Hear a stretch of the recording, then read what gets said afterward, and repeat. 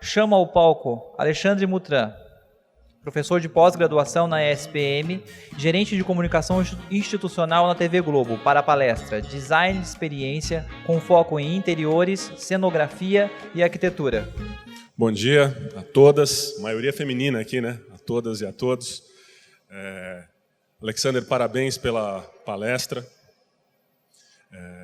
Eu sou fã do Itaú, eu sou cliente do Itaú há bastante tempo e eu tive a oportunidade de trabalhar durante alguns anos, quando eu trabalhei em agência, com o Itaú, justamente nas experiências que o Itaú faz. Mas eu não vou falar aqui de Itaú, obviamente, eu vou falar um pouquinho da Globo.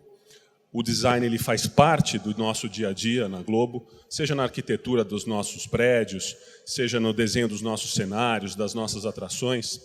Mas tem um detalhe que talvez não seja conhecido da maioria de vocês, que é justamente o design de experiências.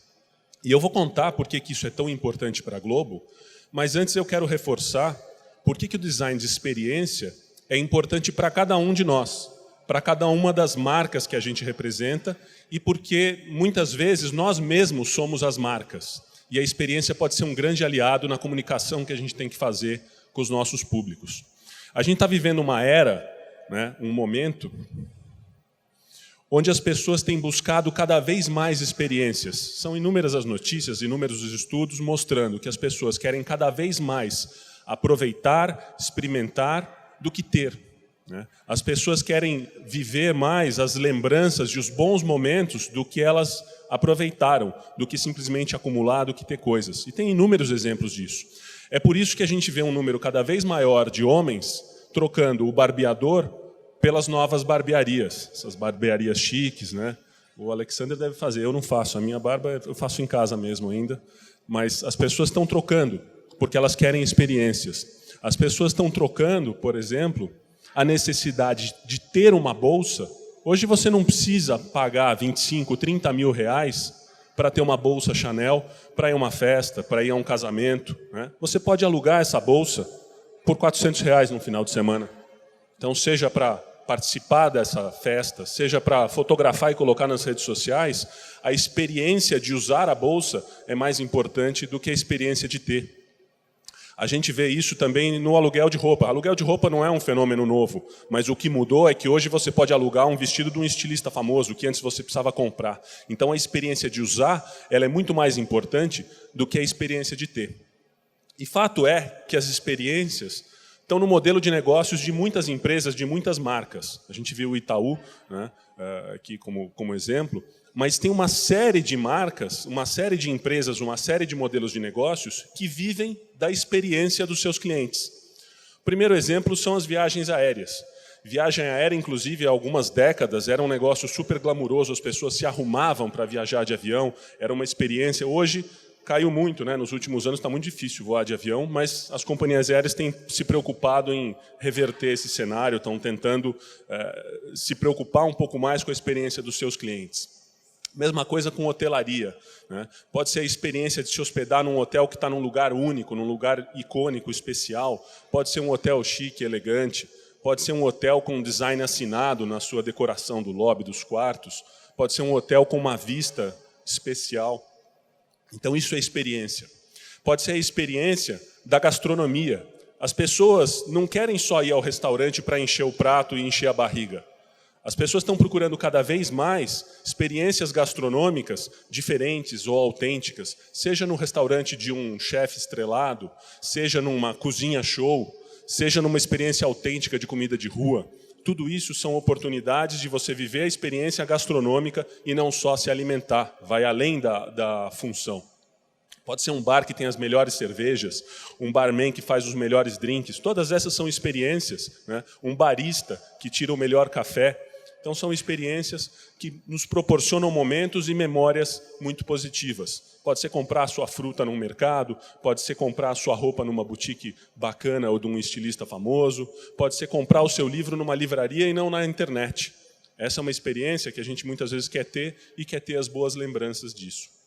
E aí o que acontece é que essas experiências são oportunidades para as marcas se aproximarem dos seus públicos. E essas marcas que já têm experiência no seu DNA, que já têm experiência no seu modelo de negócios, elas têm meio caminho andado, porque já faz parte do dia a dia delas. Só que qualquer marca pode se aproveitar desta oportunidade, né? Elas são fundamentais, principalmente para quem não trabalha com experiência. Por quê? As marcas que não trabalham com experiência têm a relação com o seu cliente, a relação com o seu público um pouco mais distante.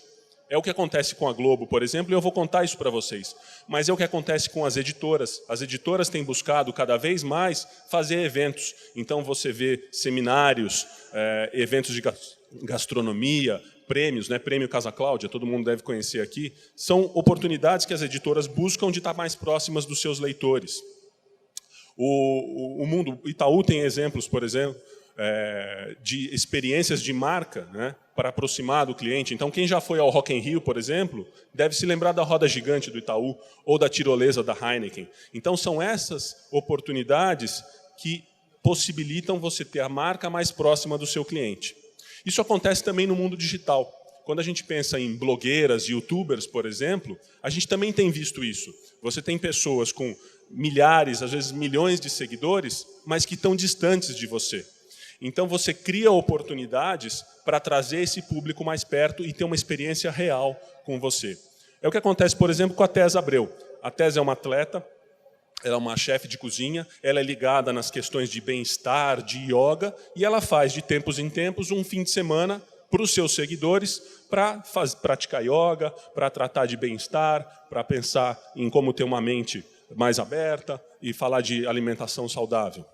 Ou então, a Bruna Cardoso tem 220 mil seguidores, uma blogueira que também está ligada nesses temas de saúde, bem-estar, academia, e ela faz um aulão. Ela vai para várias cidades do Brasil e faz um aulão com centenas, milhares de pessoas, às vezes, participando. E mais do que isso, com marcas que veem o potencial desse evento e apoiam a realização desse evento para também se conectarem com os seguidores dela. Ou a Mariana Orsi. Mariana Orsi estava fazendo uma palestra aqui, não sei se já chegou. Uma arquiteta, uma fotógrafa de arquitetura, né, que tem lá mais de 85 mil seguidores e que tem iniciativas como workshops para fotógrafos, para arquitetos, para se aproximar do público, para dividir um pouco o que ela faz. Ou então o Clique a Pé, que foi uma iniciativa que ela criou há mais de 2 anos para fotografar a cidade. Então, gratuitamente, as pessoas saem para passeios pela cidade, em lugares inusitados ou em lugares que normalmente não são acessíveis ao público, acompanhados de arquitetos, de urbanistas, de biólogos, botânicos, qualquer que seja o tema, conhecer melhor a cidade e compartilhar esse conteúdo. Esses eventos, por exemplo, alguns deles são apoiados pela Globo, porque a gente vê neles uma oportunidade de se aproximar do público. Então, esse foi um que a gente fez no aniversário de São Paulo do ano passado, por exemplo. A gente convidou 400 pessoas, fotógrafos amadores, profissionais, curiosos da fotografia, que foram passear pela Avenida Paulista, acompanhados de um urbanista, de uma arquiteta, que mostrava os prédios icônicos, e as pessoas, então, fotografavam e compartilhavam esses conteúdos nas redes sociais. E por que a Globo faz isso? Porque, assim como as editoras, assim como as blogueiras, assim como uma série de empresas, a gente precisa estar mais próximo do nosso público. E a gente sabe que, apesar de ter 100 milhões de pessoas que nos assistem todos os dias, e essas pessoas estão consumindo nossos conteúdos na TV, na internet, no celular, a nossa conversa com eles é interrompida por uma tela que está no meio. Então, a gente não tem um diálogo. A gente fala num lado e o público, quando responde, responde por outro. Então, a gente busca oportunidades de se relacionar com esse público. E a gente sabe que esse nosso público também está nas ruas. A gente tem visto um movimento cada vez maior de ocupação das grandes cidades, principalmente, as pessoas indo para as ruas, para as praças, né, no transporte público, seja para lazer, seja para trabalho. Então, é justamente a rua que a gente busca para oferecer algumas das experiências para a gente se relacionar com o nosso público. Experiências como o Verdejando. Verdejando é uma iniciativa nossa, que surgiu em 2013, alguns de vocês talvez conheçam, e mais do que uma série de reportagens no nosso jornalismo, falando da importância do verde, importância do meio ambiente nas nossas vidas, a gente convida as pessoas para experiências práticas, onde elas podem colocar a mão na terra e participar de mutirões de plantio e realmente fazerem parte desse movimento que é tão importante para as nossas vidas. Então, acho que a principal mensagem aqui é que toda empresa, toda marca, não importa o tamanho, o porte, pode se beneficiar de um bom design de experiência. E por que a experiência é tão relevante e o design dessa experiência é tão importante para a gente fazer esse relacionamento com os nossos públicos? Primeiro, porque as experiências permitem estimular os 5 sentidos. Parem para pensar nisso um segundo. Nenhuma ferramenta de comunicação tem essa possibilidade. Se você pensa em TV, a TV está estimulando a visão e a audição. O rádio, só a audição. A mídia impressa, só a visão. A internet, visão e audição, muitas vezes. Né? Mas, nas experiências ao vivo, no que a gente chama do live marketing, a gente pode trabalhar os 5 sentidos. A gente pode ir além da visão e da audição e trabalhar o olfato, e trabalhar o tato, trabalhar o paladar. E existem inúmeros estudos que mostram que quanto mais estímulos a gente faz aos diferentes sentidos, maior é a memória que fica daquela experiência. Então, isso é muito poderoso. Né? Quando a gente trabalha os 5 sentidos, isso é muito poderoso, cria um vínculo maior com o público. Outro ponto importante é que uma experiência bem desenhada, ela garante um envolvimento ainda maior do público e uma memória afetiva. E aqui eu vou contar um segredo para vocês. Muitas vezes a gente está num hotel e vê esses amenities e fica com vergonha de levar para casa. É para levar. Os hotéis, eles trabalham ou com as marcas famosas de perfumaria, ou desenvolvem suas próprias linhas, justamente para que você, dali um tempo, 1 mês, 1 ano, 6 meses, 1 semana, quando abrir aquele shampoo, quando abrir aquele condicionador, aquele hidratante, imediatamente seja levado de volta, as tuas memórias te levem de volta àquele lugar que você estava quando você afanou aquela amenity. Pode levar para casa, que é de presente. Claro que você não vai levar, assaltar o carrinho da camareira, mas levar 1, 2, 3, acho que está de bom tamanho. E aí, quando a gente fala especificamente do design de experiências, e a gente tem como tema aqui o design além da forma, o design de experiência se preocupa justamente em unir a forma, né, com a função. Então, assim, como as pessoas veem a experiência, mas como elas também se sentem participando dessa experiência. E aí, o design de experiências, ele bebe de temas que fazem parte do nosso dia a dia. Né? Além do design de interiores, a gente tem a arquitetura, a gente tem a comunicação visual, a gente tem o desenho industrial, a gente tem a cenografia, mas a gente tem, principalmente, a dramaturgia. Quando a gente pensa em experiência, pensem na experiência como uma grande peça de teatro. E a gente vai ver que os elementos da dramaturgia são fundamentais para a gente desenhar uma boa experiência. A gente começa com uma boa história, com uma boa narrativa. Então, qual é a história que a gente quer contar? Quando qualquer marca desenha a sua experiência, ela tem que pensar nisso. Qual é a história que eu quero contar para o meu público ou que eu quero, melhor ainda, que ele faça parte? Qual é o arco narrativo? Qual é o conflito que eu tenho nessa história? Né? Quais são os pontos de clímax e anticlímax? A gente bebe isso muito do teatro. Né? Quais são os personagens? A marca é um dos personagens, o seu produto é outro personagem, mas o público também deve ser personagem da sua história, porque senão ele fica só de espectador. Então, quais são os personagens que vão fazer parte dessa minha história? E a gente vai ver alguns exemplos aqui já já. Qual é o conflito que eu quero criar? Porque toda história que tem um conflito, né, antes de chegar no final feliz, você tem um envolvimento maior das pessoas. Então, a gente vai ver nos exemplos assim, o que você precisa provocar no seu público, ou o que você precisa fazer de conflito para que o seu público lembre melhor dessa história. Quais são os cenários que você vai desenhar e quais são as transições nesses cenários. Quais são os figurinos que você vai usar. Tudo isso ajuda a contar uma história. Assim como a iluminação junto com a música, com a trilha sonora, ajuda a dar o tema. Então não é qualquer música só para ter uma musiquinha de fundo. Cada música tem um papel importante em cada momento daquela experiência, assim como os efeitos. E aí, na prática, como é que funciona isso? Eu trago aqui 2 exemplos da Globo para vocês. São iniciativas que a gente realiza aqui na Grande São Paulo e que tem muito essa preocupação em serem desenhadas considerando tudo isso que eu falei até agora. A preocupação com o público, a preocupação com a história, com cenários, etc. A primeira delas se chama Sabor Paulista. É uma iniciativa que a gente tem desde 2014 e ela tem por objetivo ressaltar a importância da culinária paulista e da culinária que sofreu tantas influências de imigrantes e de outras partes do mundo na nossa identidade. Então, a gente leva oficinas gratuitas de culinária, né, falando dessa questão. E um dos eventos que a gente adora participar se chama a Festa do Imigrante. A gente leva essa tenda, a Festa do Imigrante. Para quem não conhece, eu recomendo que visite. Ela acontece anualmente no Museu da Imigração. Durante 2 finais de semana, são mais de 150 mil pessoas que vão lá para ver música, para ver dança dos diversos imigrantes, mas principalmente para experimentar as comidas e bebidas típicas de diversas culturas, de diversos países que estão lá expostos. E a gente leva essa tenda justamente para convidar os chefes para oferecerem para o público essas oficinas. Só que é mais do que uma aula, é mais do que uma palestra. O público é convidado para efetivamente colocar a mão na massa e participar do preparo dos pratos.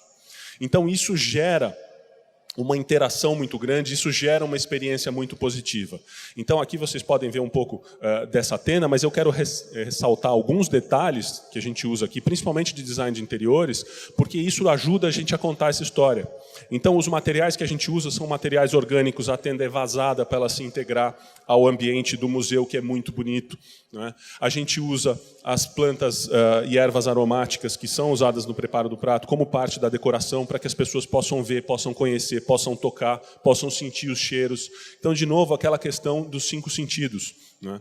Na cenografia, a gente remete aos antigos bazares, aos antigos empórios, com os insumos a granel. Então as pessoas podem tocar, elas podem sentir a textura do feijão, do milho, das folhas de louro, elas podem sentir o cheiro da canela, do limão, da flor de hibisco.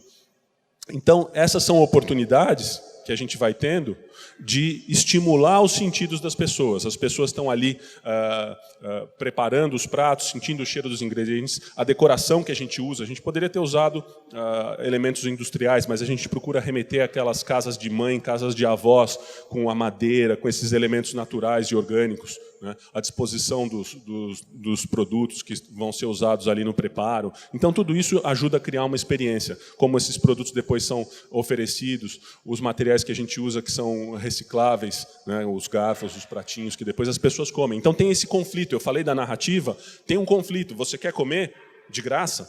Não tem problema, mas você vai ter que ajudar a preparar esta comida. Isso faz parte da história, mas tem esse conflito na narrativa que os personagens, que são o público, têm, então, que participar. Como os elementos são expostos, de cada país a gente pede para eles levarem, cada chefe leva os elementos do seu país, da sua cultura, para expor lá durante a aula. A gente tem os figurinos, né, que ajudam a contar essa história da gastronomia de cada país que influenciou a gastronomia paulista, até a música e os elementos que a gente deixa depois de brinde, né, como o pano de prato, que não tem nada mais a ver com comida do que um pano de prato que conta um pouco essa história. E o segundo exemplo que eu quero contar vem justamente do Verdejando. O Verdejando, a gente normalmente faz essas ações de mutirão de plantio nas ruas, mas a gente viu a oportunidade de participar de uma feira chamada Grink, que aconteceu já pelo 2º ano, que trata da questão do lixo eletrônico e o quanto o lixo eletrônico é prejudicial para o meio ambiente. Então a gente queria contar essa história de como o lixo eletrônico é prejudicial e como o verde pode ajudar a combater e criar um ambiente melhor para todos nós. Então nós levamos um stand que também tinha uma experiência, que também tinha uma história, uma narrativa para ser contada.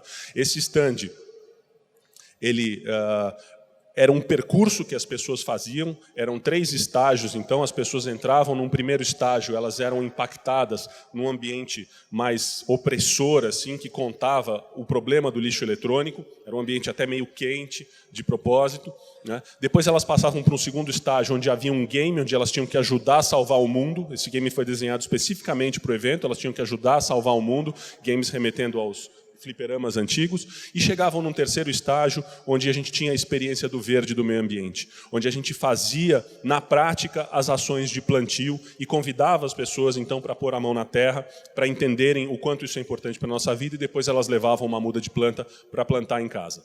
E aqui também alguns detalhes que eu quero chamar a atenção. Primeiro, o stand, os materiais que a gente usou no stand. Então, a gente começa a primeira etapa do stand com containers, material industrial, material mais pesado, material assim mais agressivo, mas também mostrando o ressignificado desse material, que um container ele pode ser usado para contar uma história. A gente chamou algumas grafiteiras ligadas à causa do meio ambiente para fazerem esses painéis lindíssimos, que mais do que decorativos, eram painéis que convidavam as pessoas a interagir com eles, a tirar as suas fotos e a compartilhar esses conteúdos nas redes sociais. O que também é muito importante para a experiência. Você impacta as pessoas que estão lá na experiência, mas você tem que levar o conhecimento dessa experiência para quem não estava.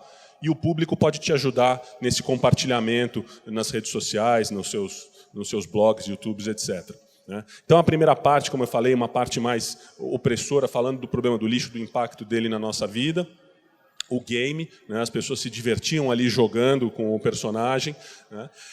Mas, principalmente, a parte que a gente mais gosta, e que era a parte mais importante, que era o final feliz dessa história, era justamente esse momento do plantio. E aqui eu quero destacar alguns aspectos de design, principalmente o design da área, sempre com os materiais orgânicos, muita madeira, as plantas nativas da Mata Atlântica. A gente virou quase que um oásis nessa feira, era uma feira muito árida, nenhum stand tinha planta, o nosso foi o único, depois o pessoal começou a correr atrás e colocar algumas. Mas, principalmente, esses materiais que a gente desenhou especificamente para o evento, como esse carrinho, onde era feito o plantio. Cada uma dessas gavetas estava cheia de terra, elas eram colocadas na parte de cima do carrinho para que fosse feito o plantio. E essas caixas, elas têm uma característica muito interessante. Elas foram, primeiro, espalhadas pela feira, para dar um ar da importância que o verde tem na nossa vida, num lugar tão árido, mas depois elas foram levadas para as escolas que participaram de um desafio do evento, e elas foram plantadas na terra exatamente como elas estão. Então foi aberto um berço do tamanho da caixa, a caixa foi colocada inteira na terra, essa madeira ela vai se decompondo, as raízes vão ganhando a terra e essas plantas crescem. Então isso foi o ponto final, o ápice da nossa história, da história que a gente queria contar. E aí, para terminar, eu faço um convite para que vocês pensem nas experiências que podem ser positivas para os públicos de vocês, desenhem essas experiências, mas que levem em conta alguns cuidados. Primeiro deles é assim, qual é a duração adequada de uma experiência? Uma experiência muito curta não cria vínculo. Se a pessoa só passa e rapidamente já vai embora, você acaba não criando um vínculo muito forte. Uma experiência muito longa, você também pode ter um efeito negativo, porque as pessoas estão dedicando um tempo delas, se elas não perceberem que aquele tempo foi bem aproveitado, elas podem sair com uma imagem negativa da experiência. Lembrar que o cenário em si não é a experiência, o cenário faz parte da experiência, mas a gente vê muita marca criando cenários lindíssimos, estandes maravilhosos, mas você chega lá e é só um cenário. Muitas vezes não tem vida. Então, lembrem dos outros elementos da dramaturgia que ajudem a contar a história que precisa ser contada. Equilibrem as necessidades da marca de vocês com as vontades do público. Então, não é só a história que você quer contar, qual é a história que o público quer ouvir. E lembrem-se de colocar o público como protagonista. As pessoas gostam mais quando elas podem participar da história, mais do que simplesmente acompanhar e assistir. E, por último, pense nessas oportunidades de reverberação. O que eu faço para levar a mensagem dessa experiência, não só para quem participou dela? Então, que tipo de reverberação eu posso fazer como marca para contar para o mundo que aquilo aconteceu, mas que tipo de reverberação eu posso provocar no público que participou da experiência, o que a gente chama de experiências instagramáveis, experiências que as pessoas tenham vontade de fotografar e compartilhar. Então, acho que esse era o recado que eu tinha para passar para vocês. Agradeço o tempo que vocês dedicaram a essa experiência. Se vocês quiserem saber um pouco mais das iniciativas que a gente realiza aqui na Grande São Paulo, esses dois sites, sp.globo.com e o 2017 em sp.globo.com, e estou à disposição. Muito obrigado.